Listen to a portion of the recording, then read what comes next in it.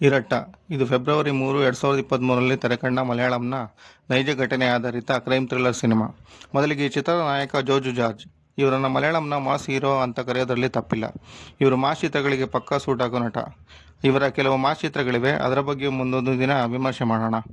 ಇವರು ಈ ಚಿತ್ರದಲ್ಲಿ ದ್ವಿಪಾತ್ರದಲ್ಲಿ ನಟಿಸಿದ್ದಾರೆ. ವಿನೋದ್, ಪ್ರಮೋದ್ ಎಂಬ ಎರಡು ಪವರ್ಫುಲ್ ಕ್ಯಾರೆಕ್ಟರ್ನಲ್ಲಿ ಅದ್ಭುತವಾಗಿ ನಟಿಸಿದ್ದಾರೆ ಅಂತಲೇ ಹೇಳ್ಬೋದು. ಇವರಿಗೆ ನಾಯಕಿಯಾಗಿ ರಣವಿಕ್ರಮ ಸಿನಿಮಾದ ಅಂಜಲಿ ಅವರು ನಟಿಸಿದ್ದಾರೆ.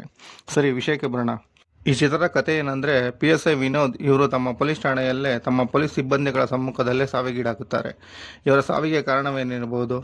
ಅವರ ಅಚಾನಕ್ ಸಾವಿಗೆ ಪೊಲೀಸ್ ಸಿಬ್ಬಂದಿಗಳೇ ಕಾರಣನಾ ಅಥವಾ ಬೇರೆ ಏನಾದರೂ ಇರಬಹುದಾ ಅಂತ ನೀವು ಅದನ್ನು ಸಿನಿಮಾದಲ್ಲಿ ನೋಡಿದ್ರೇ ಚೆಂದ ಅಂತ ಹೇಳ್ಬೋದು. ಯಾಕಂದರೆ ತನ್ನ ತಮ್ಮ ವಿನೋದ್ ಹೇಗೆ ಸಾವಿಗೀಡಾದರು ಅಂತ ಅಣ್ಣನಾದ ಪ್ರಮೋದ್ ಅದನ್ನು ಕಂಡುಹಿಡಿಯೋದು ಒಂಥರ ಸಖತ್ ಥ್ರಿಲ್ ನೀಡುತ್ತೆ. ಅದರಲ್ಲಿ ಈ ಚಿತ್ರವನ್ನು ನೋಡಿದ ನಮಗೆ ಈ ಚಿತ್ರ ತಮಿಳಿನ ಮಹಾರಾಜ ಚಿತ್ರಕ್ಕೆ ಇನ್ಸ್ಪಿರೇಷನ್ ಆಗಿರ್ಬೋದಾ ಅಂತ ಅನಿಸಿದ್ದಂತೂ ಸುಳ್ಳಲ್ಲ.